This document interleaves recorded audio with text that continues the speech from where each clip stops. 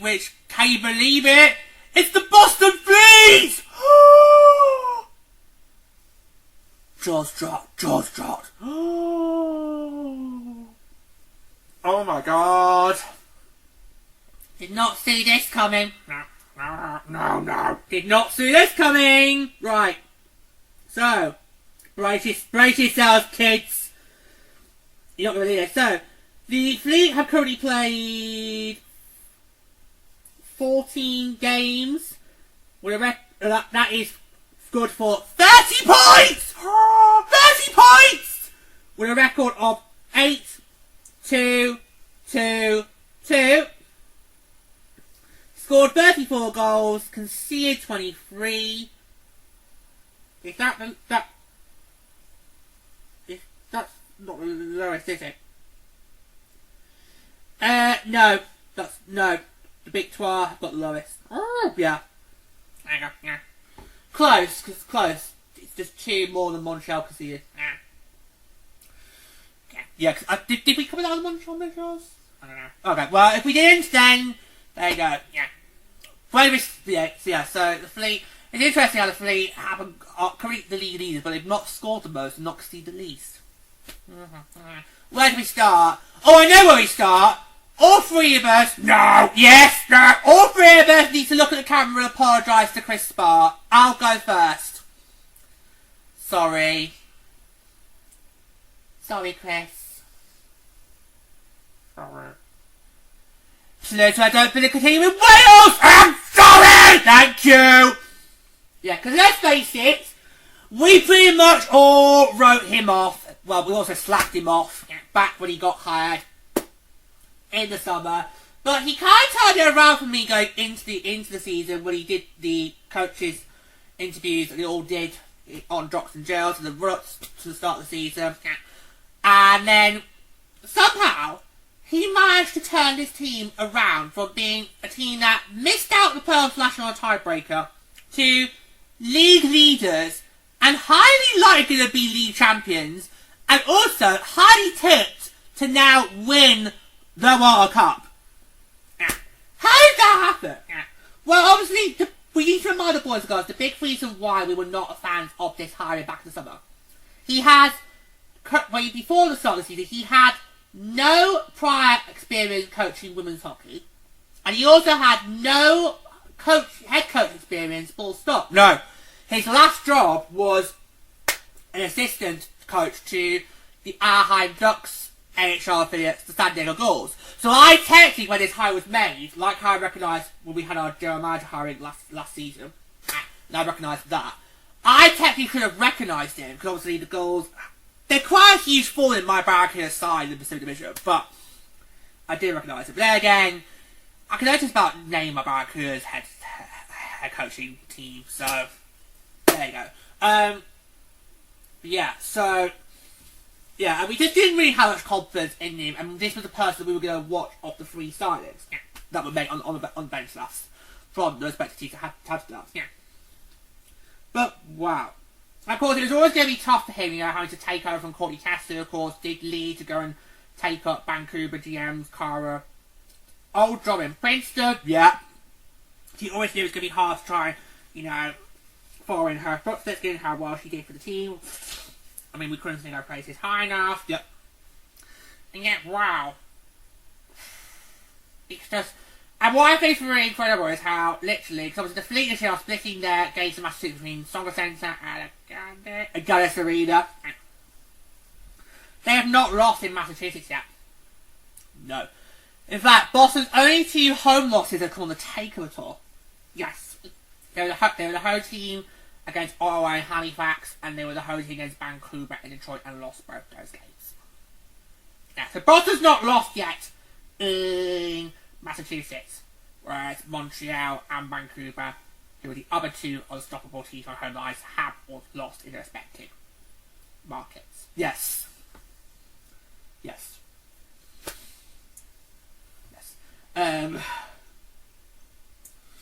It's just incredible. I mean, especially given given what Boston did in the expansion process. I mean, for starters, you basically gave Harry Knight away on a silver platter. And I mean, who does that? Yeah. Who does that? I mean, she's one of TSA's great all-time players. Who gives away a player like that? Especially when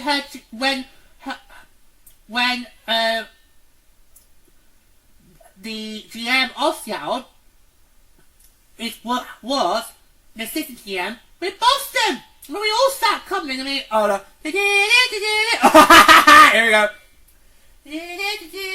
Hello? Hi, Hillary! I just heard you've not been protected by the Boston Fleet. That is in Seattle. Oh, you want to? That's great. Bye!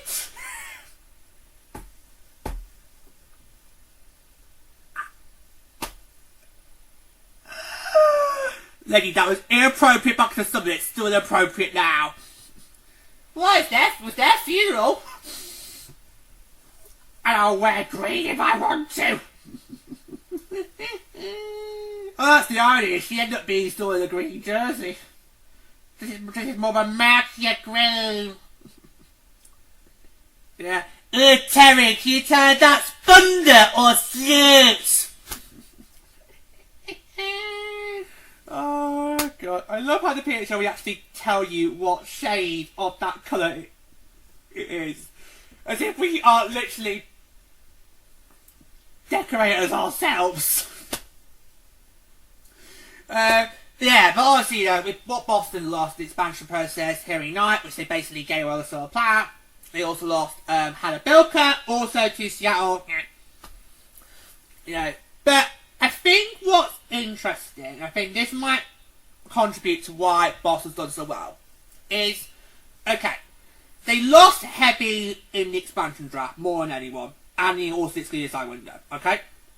But, when it came to the entry draft in Ottawa, that happened about roughly 2 weeks later, they basically took that assignment head on, and managed to replenish what they've lost, because they got 2 big steals in Abby Newark, who I still can't believe was a 5th rounder. I literally had a go early in the draft, I really did, and yet the fact they waited until the 5th round for her to get taken, I was like, oh my god. I did one point for, oh my god, is she not going to get picked? So even I was thrilled for when she got drafted. That's one of them. The other, of course, is Hayley Wynn, who we all knew Boston was going to absolutely take in that first round. Yeah, that was going to be who they were going to take the first round. We all knew she was going to go second. And yet, these two have really put themselves in the conversation for Rookie of the Year. Oh, yeah. I know you are praising Roy Gilday quite well, but I think it's going to be really hard to try and beat Wynn or Newark in that category. But we'll see. We'll see. Yeah. Because I kind of felt that these two draft acquisitions, I kind of felt that they would be, in their first year, you know, find their way, get their footing in, you know, get experience they need, and then 2 years, 3 years later down the line, that's when it would be basically being star powerhouses. You know? So, like, future face of the league. Yeah! I wasn't expecting them to both shine, literally, in year 1, particularly for a team that, going into the season, nobody, and I mean nobody, gave a hell of a chance or a look in. Right? It wasn't just us three. The entire hockey community going into the season did not give any chance for Boston. No chance. Nah. Okay? Nobody really saw Boston as a team that could even be competing for a World Cup berth. Never mind Royal League. Because the moment puck dropped to their season this year, they have not been outside first place. They have literally anchored themselves. Oh! Well, somebody was going to do it! They've anchored themselves into first place and they have not let up. But, what's interesting now is if we go back to that break for the Rivalry Series and the Euro Hockey Tour, Boston had quite a hefty lead. I can't remember the points margins. Boston had quite a hefty lead, so you looked at them for, no way is anyone catching that. We fast forward a month later, well, 5 or 6 weeks later. And oh look at the margins. Boston could have 30 points. We could have 28. Montreal could have 27.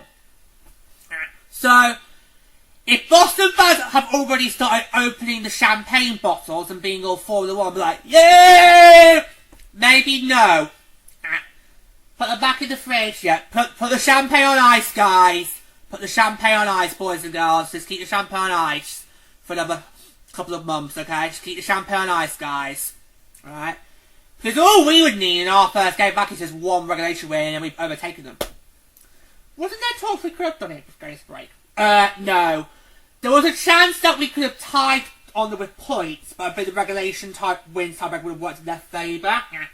But, no. But that would have made things more interesting, but, no.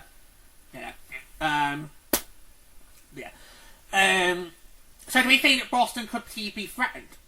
Oh yeah.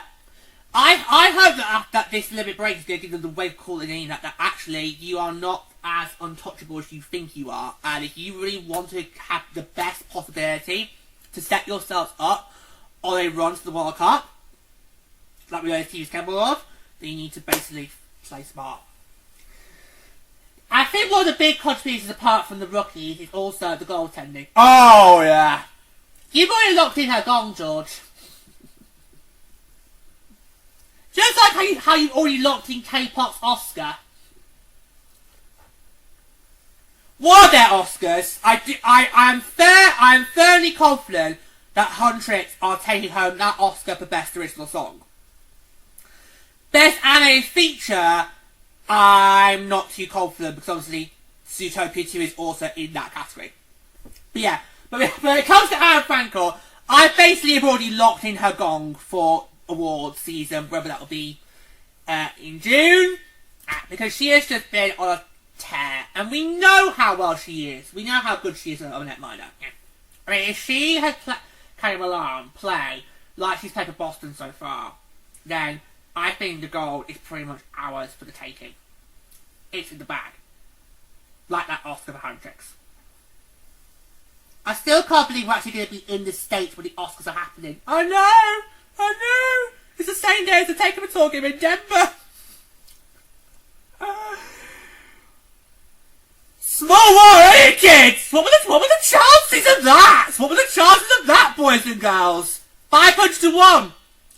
500 to 1! Which is probably what the fleet's odds were coming into the start of this season. But yeah, what were the chances of that? That we would actually be in the States on the same day as the Oscars? Who would have thought it? Who would have thought that? Chance of that happening for about 500 to 1 to the odds. If I was going to put a foot on the Grand National. Anyway, but yeah, I mean, she's been incredible. I feel it is, but I kind of feel that this is her year. This is her year to get recognised, because the last 2 seasons she's been nominated for that category, but been beaten by the better netminder, which in season 1 was Kristen Campbell for TO, then last year was Aerin Frankel for the Big 12. But I feel this season, this is Frankel's year. I mean, last month, right, on last month's when we did the record episode recapping December, when it got to points this, in goaltending stats, she literally led every single category. And I was like, are you insane? Are you insane? No one else got a look in. It's like, give her that gong now. Give her that gong now, okay? Just lock it in. Frankel's getting goaltender of the year. Just lock it in. The rest of the awards right now feel quite open. What, even Coach of the Year? Would you really give that Chris Smart? I think you have to. But to lock it in this early, I think you have to. Wow. Oh wow. Oh my god. Can you imagine how much falls we're going to be if that's happened though? And in the glad bags. In the blazing heat of June. Yeah, we're going to look so stupid if that is the case. I don't know. But I am confident saying, yeah, give Frankel a gong. She deserves that. Absolutely, give her the gong there. all the bit shows how well Megan Keller's done, because I think when it came to who was going to replace Harry Knight as Boston's captain, I think we were thinking more of Lena Muller. Yeah, that was kind of along the lines of why we wanted to put her on our protection list. And we kind of felt, well, if so, Harry Knight didn't get protected, which of course we didn't at the time of making those lists. No, because we did put her. We did put Knight firmly on our protection list. Yeah. But then we also thought about, well, if for some reason Harry Knight was to then go, who would you then look at as the next potential candidate to be the captain for the fleet? And I think we all collectively kind of felt along the lines of William Muller. But I wasn't too surprised when it was announced that it was going to be Megan Keller. I thought it was an interesting choice, and we'll see how that goes. And literally, it was proven to be the right choice, because she has literally done wonders so far as a captain. Whatever she's doing, it's working, and if the fleet can have that continue, then wow, who knows? Because I feel like consistency is the key. That's what I'm going to say. We get to hopes. Consistency is going to be the key thing for Boston going into second half season, because you've done amazing work. I mean, first team to PHL to start the season 5-0. Incredible. Incredible. Yeah, just absolutely incredible. And nobody has beaten them in Boston yet. Nobody's managed to beat them in Massachusetts yet. No. Now, we're looking at World Cup playoffs. I'm looking at home ice advantage. That is going to be scary. That is going to be scary.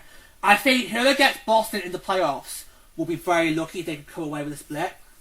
I think that would be what you would have to aim for. Because if Boston gets the right to choose their opponent, then whoever it is, you're going to need to go into those first two games just aiming to get the split. Because then if you can get that split, you then put the pressure back on Boston, because you know if you then win game 3, you've got them on the ropes.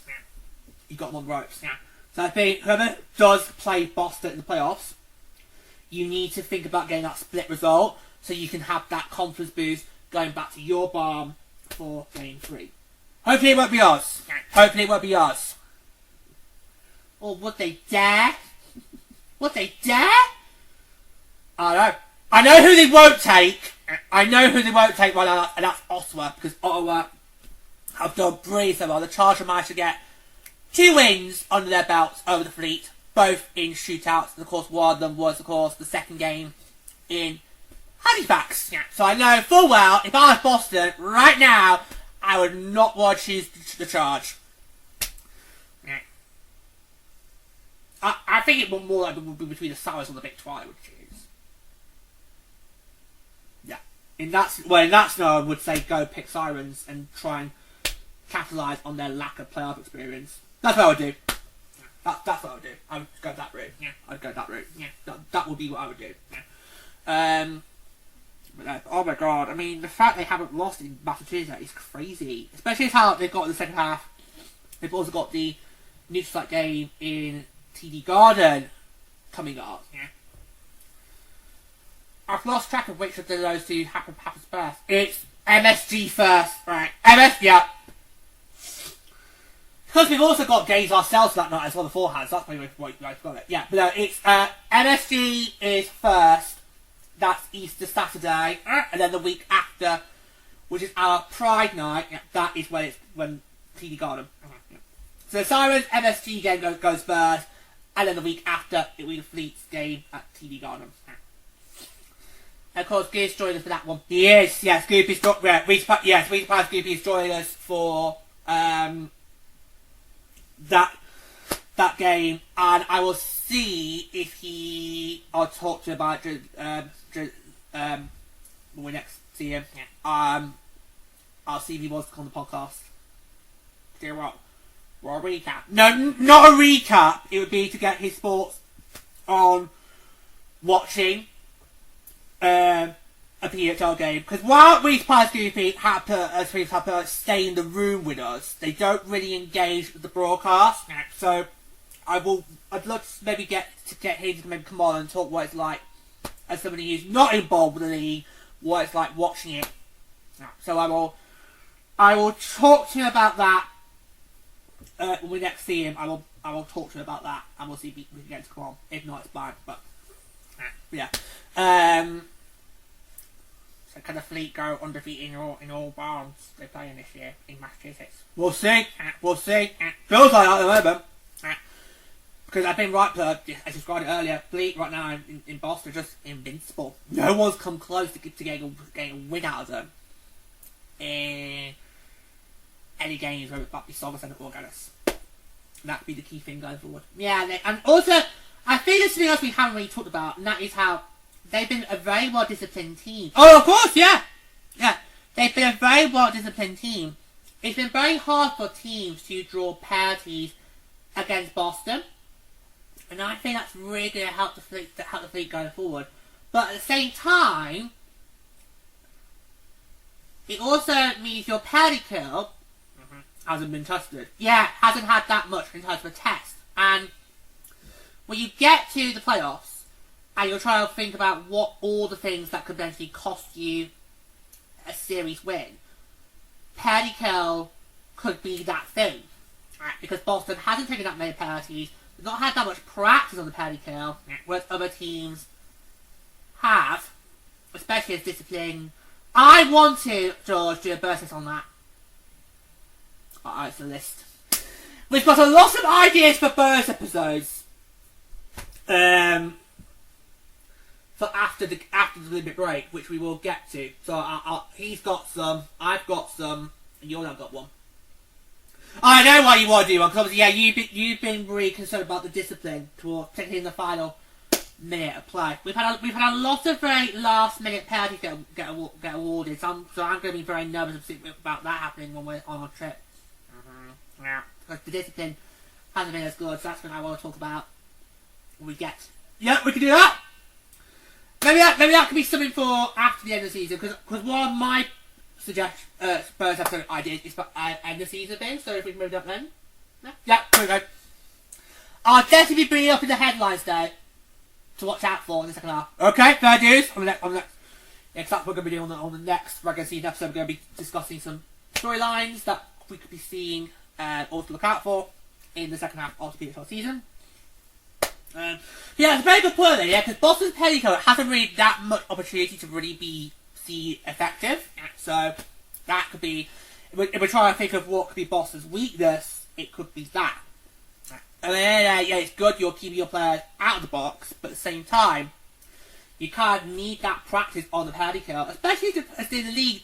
The petticoat can be a lot more effective than the power play. If you score the petticoat, that's it. The penalty's over. You've got the jailbreak goal. So, yeah. I'm very glad to see if Chris Barker keep up what he's been doing. Because he's done well so far. Can he keep it up though? That's another question mark. Well, I think to finish this off, before we go into hopes or predictions for the second half for Boston, I don't think we have to worry about is Chris Barr going to be seen as somebody who could potentially lose his job. No, because I think we all collectively agree that back in the summer, if he does not perform well, then basically off with his head. That's what we were all thinking. And that's going to happen now though. I don't think that's going to happen now. I just don't. Right, hopes or predictions for the second half of the season. Do you want me to go first? Okay, you want to go first? Yeah. I can't believe I'm going to say this for a team, because you don't really want to see teams take penalties, but I just... Why is it Bill Strummer? Go ahead. Yeah, so my hopes for Boston in the second half of the season is to work on your penalty kill. Practice the penalty kill, because you're going to need that to be effective, particularly when you get that late down the line and you're going for the World Cup. So, just work on practicing your penalty kill. That's my hope in the second half of the season.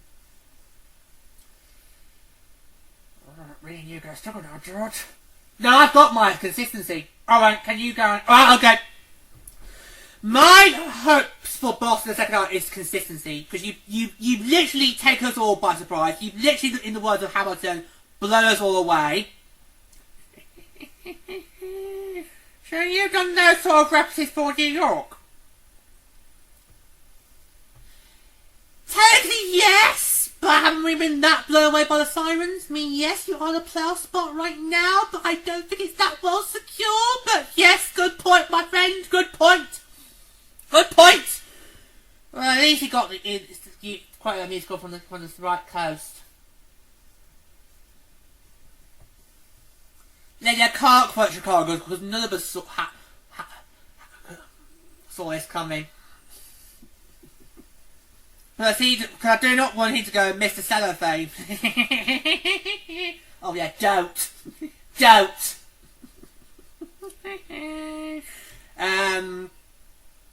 Yeah, so you've done well so far.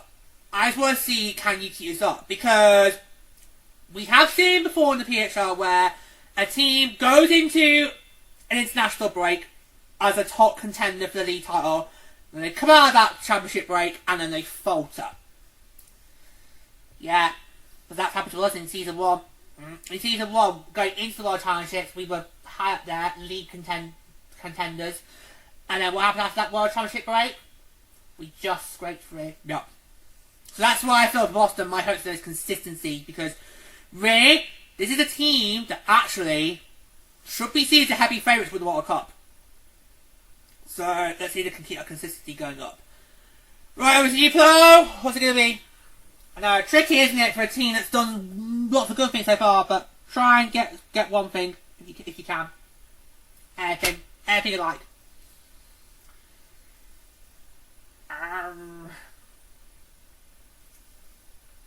Oh god. Okay, so I've got it. And this is something that Boss has always been in, and that is to get a 1B. Oh! Yeah, because obviously Aerin Frankel's done really well so far, but what happens when you need to put someone else in there? Now, unlike New York, Boston actually has given their other netminders a go. Yes. I believe I has had some starts. Yeah, and maybe that's who it will be. But I just feel with Boston, I've never felt confident who they can have as a reliable backup if, for whatever reason, Aerin Frankel goes down for whatever reason. So my hopes for the second half of the season with Boston is figure out who your 1B is going to be, especially if you are going to be seeing this big World Cup contender. So that's my hope that I'm going in the second half of the season. Okay? Okay. But, wow, Boston. Wow.